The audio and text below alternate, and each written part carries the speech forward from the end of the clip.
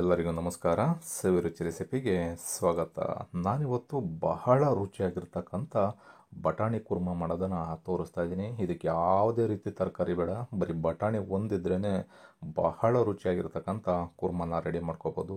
ಈ ರೀತಿ ಕುರ್ಮಾನ ಮಾಡಿಕೊಂಡು ಚಪಾತಿ, ರೊಟ್ಟಿ, ಪೂರಿ, ದೋಸೆ ಯಾವುದ್ರ ಜೊತೆ ಬೇಕಿದ್ರೂ ತಿನ್ಬೋದು. ಬಹಳ ರುಚಿಯಾಗಿರುತ್ತೆ. ಬನ್ನಿ ಇದನ್ನು ತುಂಬ ಸಿಂಪಲ್ಲಾಗಿ ಯಾವ ರೀತಿ ಮಾಡೋದು ಅಂತ ನೋಡ್ಕೊಳ್ಳೋಣ. ಬಟಾಣಿ ಕುರ್ಮಾ, ಮಟರ್ ಕುರ್ಮಾನ ಮಾಡಲಿಕ್ಕೆ ಮೊದಲಿಗೆ ಮಸಾಲನ್ನು ಸ್ವಲ್ಪ ಫ್ರೈ ಮಾಡಿಕೊಂಡು ನಾವು ರುಬ್ಕೊಂಡ್ರೆ ಬಹಳ ರುಚಿಯಾಗಿರುತ್ತೆ. ಹಾಗಾಗಿ ಒಂದು ಫ್ರೈ ಪ್ಯಾನ ತೊಗೊಂಡು 1 ಟೇಬಲ್ ಸ್ಪೂನಷ್ಟು ಎಣ್ಣೆನ ಸೇರಿಸ್ಕೊಂಡಿದ್ದೀನಿ. ಇದಕ್ಕೇ 1 ಈರುಳ್ಳಿನ ಸ್ಲೈಸಾಗಿ ಕಟ್ ಮಾಡಿ ಸೇರಿಸ್ಕೊಂಡಿದ್ದೀನಿ. ಖಾರಕ್ಕೆ ಅನುಗುಣವಾಗಿ 2 ಹಸಿಮೆಣಸಿಕಾಯಿನ ಸೇರಿಸ್ಕೊಳ್ತಾ ಇದ್ದೀನಿ. ನೀವು ಖಾರ ಎಷ್ಟು ಬೇಕೋ ನೋಡಿಕೊಂಡು ಸೇರಿಸ್ಕೋಬೇಕಾಗತ್ತೆ. ನೆಕ್ಸ್ಟ್ ಇಲ್ಲಿ ನಾನು ಚಿಲ್ಲಿ ಪೌಡ್ರನ್ನು ಕೂಡ ಯೂಸ್ ಮಾಡ್ತೀನಿ. ಹಾಗಾಗಿ ಹಸಿಮೆಣಸಿಕಾಯಿನ 2 ಸೇರಿಸ್ಕೊಂಡಿದ್ದೀನಿ. ಚಿಲ್ಲಿ ಪೌಡ್ರ್ ಬೇಡ ಅನ್ನೋರು ಗ್ರೀನ್ ಮಸಾಲ ಥರನೇ ಇರಲಿ ಅಂದರೆ ನೀವು ಇನ್ನೂ ಬೇಕಿದ್ರೆ ಹಸಿಮೆಣಸಿಕಾಯಿನ 1ರಿಂದ 2 ಸೇರಿಸ್ಕೋಬೋದು. ಇದಕ್ಕೇನೀಗ 1 ಟೊಮೊಟೊನ ಮತ್ತೆ ಸೇರಿಸ್ಕೊಂಡು ಒಂದು 2ರಿಂದ 3 ನಿಮಿಷ ಈ ಎಲ್ಲ ಪದಾರ್ಥಗಳು ಕೂಡ ಸಾಫ್ಟ್ ಆಗಬೇಕು, ಅಲ್ಲಿವರೆಗೂ ಬೇಯಿಸ್ಕೊಳ್ಳೋಣ. ಅದಾದಮೇಲೆ ಒಂದು 10 ನಿಮಿಷ ತಣ್ಣಗಾಗಲಿಕ್ಕೆ ಬಿಡಬೇಕು. ತಣ್ಣಗಾದ ನಂತರ ಒಂದು ಮಿಕ್ಸಿ ಜಾರ್ಗೆ ಸೇರಿಸ್ಕೊಂಡು ಇದಕ್ಕೆ ಒಂದು 3 ಟೇಬಲ್ ಸ್ಪೂನಷ್ಟು ಮೊಸರನ್ನ ಸೇರಿಸ್ಕೊಳ್ತಾ ಇದ್ದೀನಿ. ಸ್ವಲ್ಪ ಕೊತ್ತಂಬರಿ ಸೊಪ್ಪನ್ನು ಸೇರಿಸ್ಕೊಳ್ತಾ ಇದ್ದೀನಿ. ಒಂದು ಮೀಡಿಯಮ್ ಕಪ್ಪಿನಲ್ಲಿ ಕೊತ್ತಂಬರಿ ಸೊಪ್ಪನ್ನು ಸೇರಿಸ್ಕೊಂಡ್ರಾಗುತ್ತೆ. ಸ್ವಲ್ಪ ಬೇಕಿದ್ರೆ ಜಾಸ್ತಿನೇ ಸೇರಿಸ್ಕೋಬೋದು. ಈಗ ಇದನ್ನು ನೀಟಾಗಿ ನಾವು ಗ್ರೈಂಡ್ ಮಾಡಿ ಪೇಸ್ಟ್ ಮಾಡ್ಕೋಬೇಕಾಗತ್ತೆ.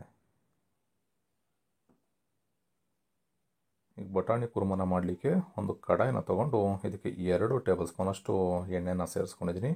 ಎಣ್ಣೆ ಚೆನ್ನಾಗಿ ಬಿಸಿ ಆದಮೇಲೆ ಇದಕ್ಕೆ ಸ್ವಲ್ಪ ಗರಂ ಮಸಾಲಗಳನ್ನ ಸೇರಿಸ್ಕೊಳ್ಳೋಣ.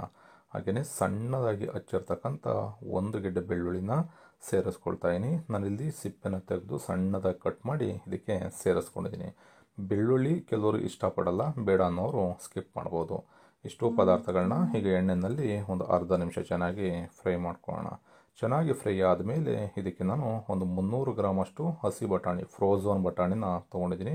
ನೀವು ಹಸಿ ಬಟಾಣಿ ಇದ್ದರೆ ಬೇಕಿದ್ರೂ ನೀವು ತೊಗೋಬೋದು. ಇಲ್ಲಾಂತಂದರೆ ಒಣ ಬಟಾಣಿನ ನೆನೆಸಿ ಸೇರಿಸ್ಕೋಬೇಕಾಗತ್ತೆ. ಒಂದು 4ರಿಂದ 5 ಗಂಟೆಗಳ ಕಾಲ ಚೆನ್ನಾಗಿ ನೆನೆಸಿ ಸೇರಿಸ್ಕೋಬೇಕು. ಇದಕ್ಕೇನೀಗ ಮಸಾಲೆಗಳನ್ನ ಸೇರಿಸ್ಕೊಳ್ಳೋಣ. 1/4 ಟೀ ಸ್ಪೂನಷ್ಟು ಅರಿಶಿಣದ ಪುಡಿ, ಅರ್ಧ ಟೀ ಸ್ಪೂನಷ್ಟು ಅಚ್ಕಾರದ ಪುಡಿ, ಅರ್ಧ ಟೀ ಸ್ಪೂನಷ್ಟು ಧನಿಯಾ ಪುಡಿ, 1/4 ಟೀ ಸ್ಪೂನಷ್ಟು ಗರಂ ಮಸಾಲ. ಇಷ್ಟು ಮಸಾಲೆಗಳನ್ನ ಸೇರಿಸ್ಕೊಂಡು ಈ ಬಟಾಣಿಗೆ ಚೆನ್ನಾಗಿ ಮಸಾಲೆ ಎಲ್ಲ ಇಟ್ಕೋಬೇಕು. ಆ ರೀತಿಯಲ್ಲಿ ಒಂದು ಬಾರಿ ಮಿಕ್ಸ್ ಮಾಡ್ಕೋಬೇಕಾಗತ್ತೆ. ಮಸಾಲಾನ ಚೆನ್ನಾಗಿ ಮಿಕ್ಸ್ ಮಾಡ್ಕೊಂಡಾದ ನಂತರ ನಾವು ರುಬ್ಬಿಟ್ಕೊಂಡಿರ್ತಕ್ಕಂಥ ಮಸಾಲಾನ ಇದಕ್ಕೆ ಸೇರಿಸ್ಕೊಳ್ಳೋಣ. ಈ ರೀತಿ ಗ್ರೀನ್ ಮಸಾಲಾನ ರುಬ್ಕೊಂಡು ನಾವು ಬಟಾಣಿ ಕುರ್ಮನ ಮಾಡಿಕೊಂಡ್ರೆ ಬಹಳ ರುಚಿಯಾಗಿರುತ್ತೆ. ಈಗ ರುಚಿಗೆ ತಕ್ಕಷ್ಟು ಉಪ್ಪನ್ನು ಕೂಡ ಸೇರಿಸ್ಕೊಳ್ತಾ ಇದ್ದೀನಿ.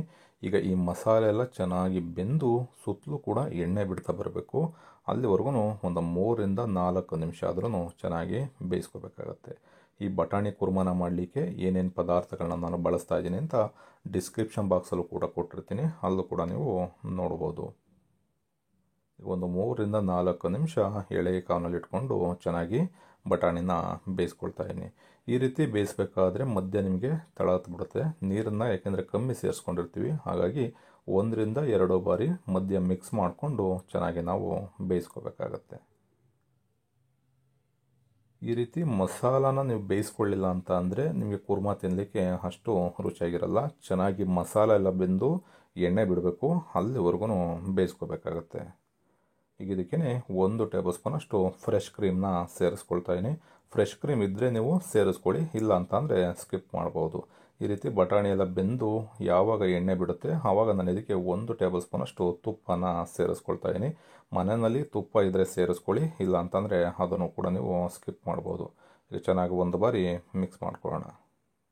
ಈ ರೀತಿ ಮಿಕ್ಸ್ ಮಾಡಿಕೊಂಡು ಮತ್ತೆ ಒಂದು 2ರಿಂದ 3 ನಿಮಿಷ ಎಳೆ ಕಾವಿನಲ್ಲಿ ಬೇಯಿಸ್ಕೊಂಡ್ರೆ ಬಟಾಣಿ ಕುರ್ಮಾ ಬಹಳ ರುಚಿಯಾಗಿ ಮನೆಯಲ್ಲಿ ರೆಡಿಯಾಗುತ್ತೆ. ಈ ವಿಧಾನದಲ್ಲಿ ಮಾಡಿಕೊಂಡ್ರೆ ಆಗಲೇ ಹೇಳ್ದಾಗೆ ಚಪಾತಿ, ರೊಟ್ಟಿ, ಪೂರಿ ಜೊತೆ ಅಂತೂ ಅದ್ಭುತವಾಗಿರುತ್ತೆ. ನೋಡ್ಬೋದು ಈಗ ತುಪ್ಪ ಎಲ್ಲ ನೀಟಾಗಿ ಬೆಂದು ಬಿಟ್ಕೊಂಡಿದೆ.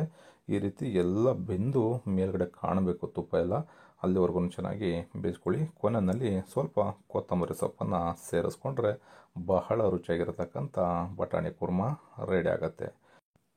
ಈ ರೀತಿ ಬಟಾಣಿ ಕುರ್ಮನ ಮಾಡಿಕೊಂಡ್ರೆ ಈ ರೆಸಿಪಿಗೆ ಫಿದಾಗ್ಬಿಡ್ತೀರ, ಅಷ್ಟು ರುಚಿಯಾಗಿರುತ್ತೆ. ಈ ರೆಸಿಪಿ ನಿಮಗೆ ಇಷ್ಟ ಆಯಿತು ಅಂತ ಅಂದ್ಕೊಳ್ತೀನಿ. ಇಷ್ಟ ಆಗಿದರೆ ನಮ್ಮ ಚಾನಲ್ನ ಸಬ್ಸ್ಕ್ರೈಬ್ ಮಾಡ್ಕೊಳ್ಳಿ. ಹಾಗೆ ಫೇಸ್ಬುಕ್ಕಲ್ಲಿ ನೋಡ್ತಾ ಇರ್ತಕ್ಕಂಥವ್ರು ನಮ್ಮ ಪೇಜನ್ನು ಫಾಲೋ ಮಾಡ್ಕೊಳ್ಳಿ. ನೀವು ಕೂಡ ಮರಿದೇನೆ ಈ ರೆಸಿಪಿನ ಮನೆಯಲ್ಲಿ ಒಂದು ಸಲ ಟ್ರೈ ಮಾಡಿ ಹೇಗಿತ್ತು ಅನ್ನೋದನ್ನು ಕಮೆಂಟ್ ಮಾಡಿ ತಿಳಿಸಿ. Thank you.